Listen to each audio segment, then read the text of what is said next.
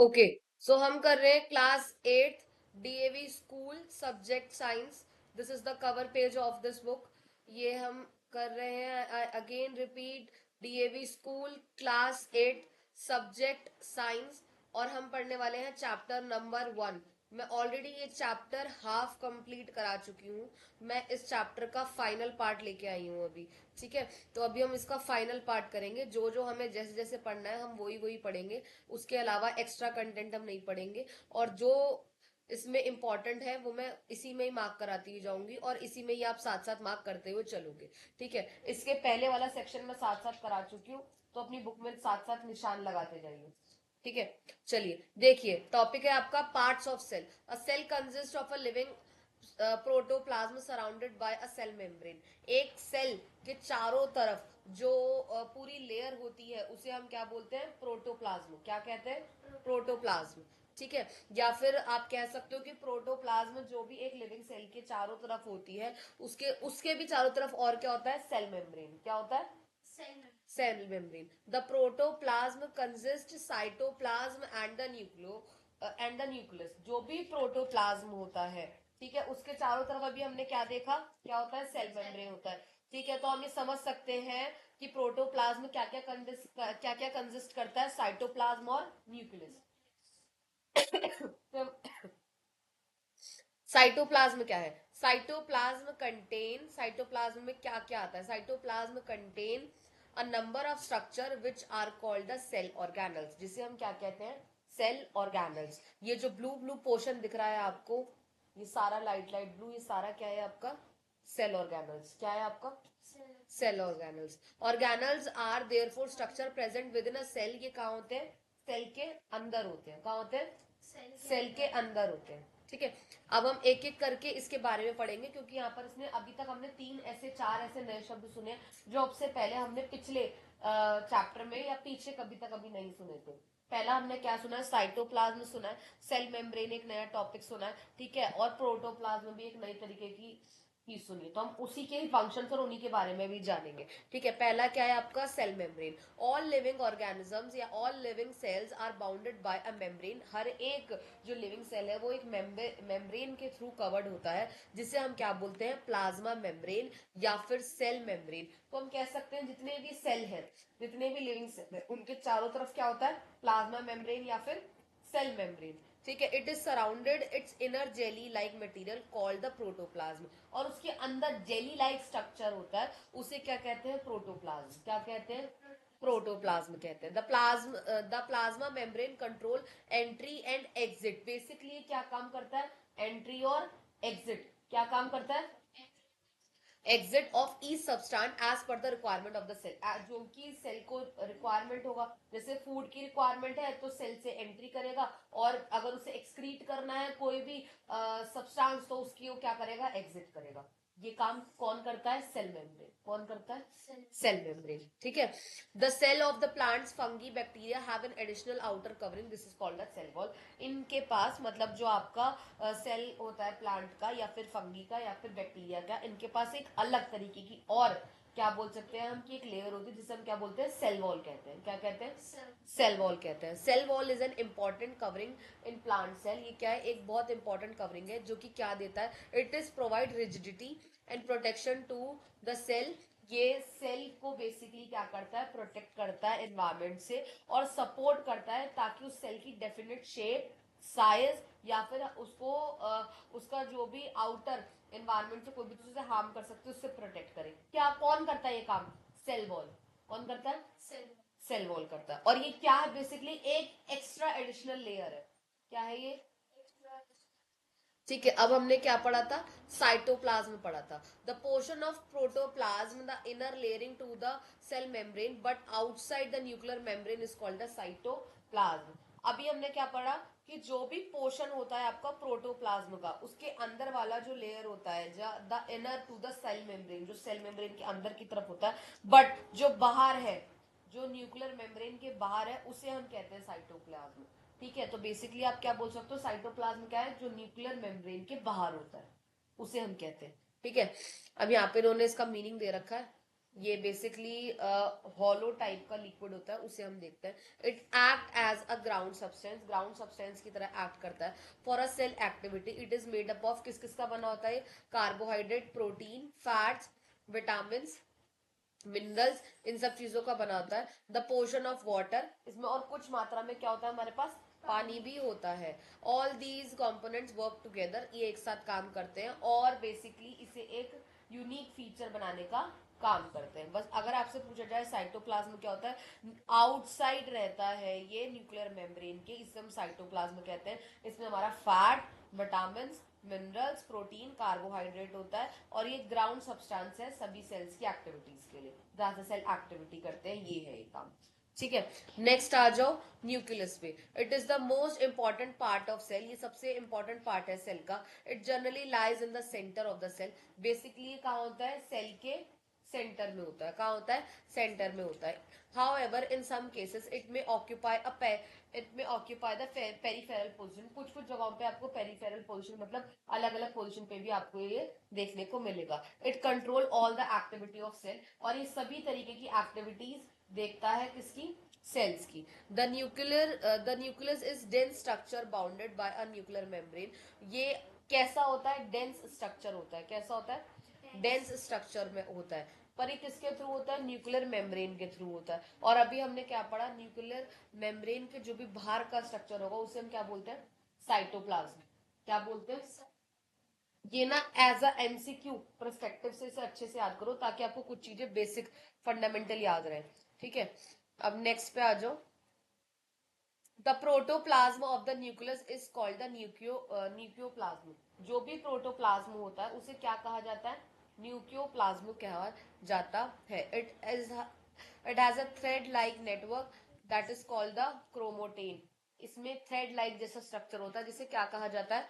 क्रोमोटेन कहा जाता है. When the cell is ready to divide, जब सेल रेडी हो जाता है डिवाइड के लिए, chromatin condense to the thicker, chromatin thick form में आ जाते हैं और ये भी एक थ्रेड लाइक जैसा स्ट्रक्चर बना देते हैं जिसे क्या कहा जाता है? क्रोमोसोम्स कहा जाता है. These chromosomes are the structure responsible for the characters. यही क्रोमोसोम्स हमारी नेक्स्ट जनरेशन के लिए हेल्प करते हैं कि आने वाला जो स्ट्रक्चर है वो कैसा दिखेगा, कैसा नहीं दिखेगा. तो बेसिकली अभी हमने क्या देखा? न्यूक्लियोप्लाज्म से ही क्या बन रहा है? क्रोमोटेन. और क्रोमोटेन से ही क्या बन रहे हैं? क्रोमोसोम्स. क्या बन रहे हैं? क्रोमोसोम्स. ठीक है, अब ये इन्हीं के बारे में पढ़ेंगे. और सेल ऑर्गेनल्स क्या होता है? Many small living structures are present in the cell.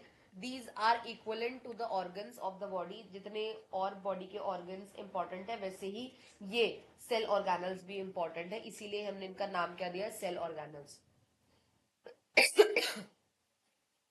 अब हम देखेंगे सेल ऑर्गेनल्स क्या होते हैं और इनका मेन काम क्या होता है.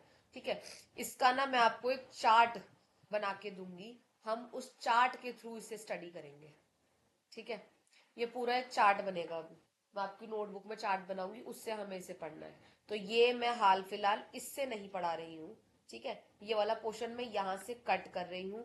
Use your bookish chart. आप अपनी बुक वाला चार्ट यूज करोगे लर्निंग परस्पेक्टिव से भी. ठीक है, यहाँ से मैं ये सब हटा रही हूँ. अभी फिलहाल मैं इसमें नहीं पढ़ा रही क्योंकि हम डायरेक्ट किससे याद करेंगे? नोटबुक के नोट से. ठीक है, living level of organisation in a organism. The unicellular organism like amoeba is a single cell perform all the necessary functions. अभी हमने पढ़ा था पीछे कि जो हमारे सेल्स होते हैं वो टू टाइप्स के होते हैं. The first is the unicellular and the second is the multicellular. Unicellular have the single cells and the multicellulars have the multiple cells. ठीक है, तो इन्होंने यहाँ पर क्या एग्जांपल दिया है? सिंगल सेल का अमीबा दिया है. उसकी जगह कुछ भी और हो सकता है, उसमें कोई इतना कोई कॉन्ट्राडिक्टरी पार्ट नहीं है. ठीक है, तो ये क्या काम करता है? जिसके पास सिंगल सेल होता है वो सारे फंक्शंस खुद परफॉर्म करेगा. मतलब फूड इनटेक भी ये खुद करेगा, एक्सक्रीट भी खुद करेगा, डाइजेस्ट भी खुद करेगा. और जो इसमें अलग, जैसे इसमें रेस्पायर लिखा है, ग्रो लिखा है, रिप्रोड्यूस लिखा है, ये सभी काम एक सेल अगर यूनिसेलुलर है तो वो खुद ही करता है. ठीक है, मल्टीपल सेल्स है तो इट मीन जैसे हमारी ह्यूमन बॉडी है तो उसका मतलब क्या है? वो अलग अलग तरीके से काम करेगी. ठीक है, अब देखिए multicellular organisms have a cell that specialise to perform a specific function. हर एक सेल का क्या है? एक स्पेसिफिक फंक्शन हमें देखने को मिलता है। A group of cell performing a specialised function from a tissue. Group of cells मिलके क्या बनाते हैं? टिश्यूज बनाते हैं। ठीक है, फॉर एग्जाम्पल जैसे कि क्या अभी हमने देखा, नर्वस टिश्यू देखा। अ group of tissues performing a specific function form an organ. जब आपके ग्रुप ऑफ टिश्यूज मिलेंगे तो क्या बनाएंगे? कहा ध्यान है? ऑर्गन्स बनाएंगे। क्या बनाएंगे? ध्यान किताब में लगाओ, जहां पर भी मेंटली प्रेजेंट हो वहां से वापस आओ। तो अभी मैं आपको क्या बता रही हूँ, ठीक है, देखिए, जब ग्रुप ऑफ सेल्स मिलेंगे तो क्या फॉर्म होगा? टिश्यूज। जब टिश्यूज मिलेंगे तो क्या बनेगा? ऑर्गन्स। ठीक है, स्पेसिफिक ऑर्गन काम करेगा। जैसे ऑर्गन स्पेसिफिकली कौन सा हो गया? किडनी हो गया, स्टमक हो गया, ब्लैडर हो गया, ये सारे क्या है? ऑर्गन है। अब रादर देन मैं आपको इंटरनल ऑर्गन्स बता रही हूँ, एक्सटर्नल ऑर्गन्स आप जानते हो। ठीक है, अब जैसे लेवल ऑफ ऑर्गेनाइजेशन, एक सेल है, देखो इन्होंने पूरी सीरीज दे रखी है। सेल है, सेल से क्या बनेगा? टिश्यू। टिश्यू से क्या बनेगा? ऑर्गन। ऑर्गन से क्या बनेगा? Very good. ऑर्गन सिस्टम से क्या बनेगा? ऑर्गेनिज्म। समझ आया? ये हमारी ह्यूमन बॉडी में अलग अलग सिस्टम है जो अलग अलग तरीके से काम करता है। डाइजेस्टिव सिस्टम खाना पचाने का काम करता है, डाइजेस्ट करने का काम करता है। रेस्पिरेटरी सिस्टम क्या काम करता है? सांस लेने के लिए। सर्कुलेटरी सिस्टम जहां हमारा ब्लड सर्कुलेट होता है। एक्सक्रीटरी सिस्टम क्या होता है? जहां से हमारे सारे वेस्ट प्रोडक्ट्स, हमारे वेस्ट सब्सटेंस निकलते हैं। स्केलेटन सिस्टम हमारा बॉडी का फ्रेमवर्क जो है वो स्केलेटन सिस्टम पे काम करता है। मस्कुलर सिस्टम हमारे सारे स्प्रेन्स, सारे स्ट्रेन्स, सॉरी, फाइबर्स, मसल सारे हमारे इस वाले मस्कुलर सिस्टम से अटैच होते हैं। नर्वस सिस्टम जो आपके स्पाइनल कॉर्ड से लेकर आपका बैक पूरा कवर करता है वो सारा नर्वस सिस्टम है। रिप्रोडक्टिव सिस्टम जहां से आप नेक्स्ट जनरेशन के बारे में पढ़ते हो, जहां ए सेक्सुअल और सेक्सुअल रिप्रोडक्शन के बारे में पढ़ोगे। एंडोसरीन, और फिर है आपके पास इंटीग्यूमेंट्री सिस्टम। ये अभी आपके सिलेबस का कंटेंट नहीं है तो मैं अभी आपको नहीं बता सकती, अगर आएगा फर्दर बुक में चेंजेस होंगे तो आई एक्सप्लेन। ये कॉमन टॉपिक्स है जो मैंने आपको बताया, इतना हमारी बॉडी में काम होता है, ह्यूमन बॉडी में। ठीक है, all the cells have common feature, सभी सेल्स के पास कॉमन फीचर होते हैं। However they can appear in different parts of the organism, अलग अलग पार्ट ऑर्गेनिज्म में अपीयर हो सकते हैं। For example the blood, the liver, ये हमारे एनिमल्स में होता है। The root and the leaves, ये कहाँ होता है? हमारे प्लांट्स में होता है। कहाँ होता है? प्लांट्स में होता है। ठीक है, अब एक कंपैरिजन यहाँ पे दे रखा है इन्होंने, plant cell and the animal cell. अब सबसे पहले इसको पढ़ने के लिए नेक्स्ट पेज पर आ जाओ, इसकी टेबल पर। ये इंपॉर्टेंट है, ये याद करना बहुत जरूरी है, ये आती है और इसी के थ्रू ही हम इसे याद रख सकते हैं। अगर मैं आपसे शेप पूछूं प्लांट सेल की तो ये क्या रहती है? फिक्स्ड रहती है। और एनिमल सेल की फिक्स नहीं रहती। सेल वॉल प्रेजेंट होता है और इसमें एब्सेंट होता है। प्लास्टिड इसमें प्रेजेंट होते हैं और इसमें एब्सेंट होते हैं। वैक्यूल्स, इसमें एक सबसे बड़ा वैक्यूल होता है और इसमें छोटे छोटे वैक्यूल्स होते हैं पर होते हैं। Vacuoles are present but in the small quantity. ठीक है, अब इसी के ऊपर वाला पेज आ जाइए, अब मैं इसको समझाती हूँ। और मैं अगेन बोल रही हूँ, बुक रीड करनी है, बुक रीड करना कंपलसरी पार्ट है। नोट्स बनेंगे ऐसा कुछ नहीं है, जैसे मैंने आपको ये वाला टॉपिक बताया कि इसके लिए मैं आपको क्या बताऊंगी, नोट्स बना के दूंगी, वो पॉइंटर्स आपको निकाल के लिखने हैं। ऐसे ही अभी मैं आपको बुक में से पढ़ा रही हूँ plant and animal cell, but हम नोटबुक में इसका डिफरेंस बिटवीन प्रिपेयर करेंगे और ये कंपलसरी है, ये करना ही करना है। पर जब हम याद करने के लिए आएंगे तब हमें ये टॉपिक्स बुक में से नहीं पढ़ने, हमें याद करते टाइम पर नोटबुक खोलनी है, हमें उसी से याद करना है।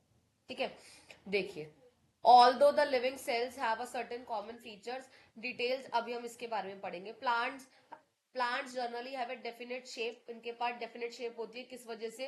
रिजिड सेल वॉल की वजह से। अगर हम एनिमल सेल की बात करें तो इनके पास आउटर कवरिंग होती है, तो इनके पास एनिमल सेल्स नहीं होते। दिस प्रोवाइड फ्लेक्सिबिलिटी, इसीलिए इनको फ्लेक्सिबिलिटी मिलती है। और ये बेसिकली जो भी हमने पढ़ा ना, उधर है इधर नहीं है, उधर है इधर नहीं, ये वही है, ये पूरा एक्सप्लेनेशन वही है और कुछ नहीं है।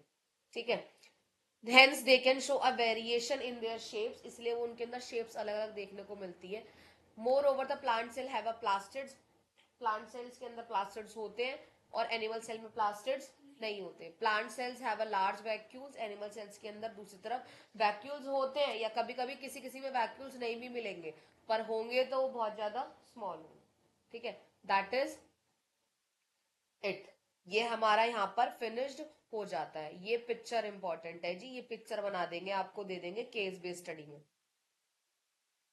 केस बेस्ड स्टडी में दे देंगे और पूछ लेंगे ए कौन सा, बी कौन सा, सी कौन सा, और फिर आपसे पूछे जाएंगे जो जो हम अभी नोट्स में बनाने वाले हैं टॉपिक्स, गोल्गी प्रोटिस्ट क्या करता है, या न्यूक्लियस क्या काम करता है, माइट्रोकॉन्ड्रिया क्या होता है, सुसाइडल वैक्स क्या होते हैं, वो सब इसके बिहाफ पर पूछे जाएंगे।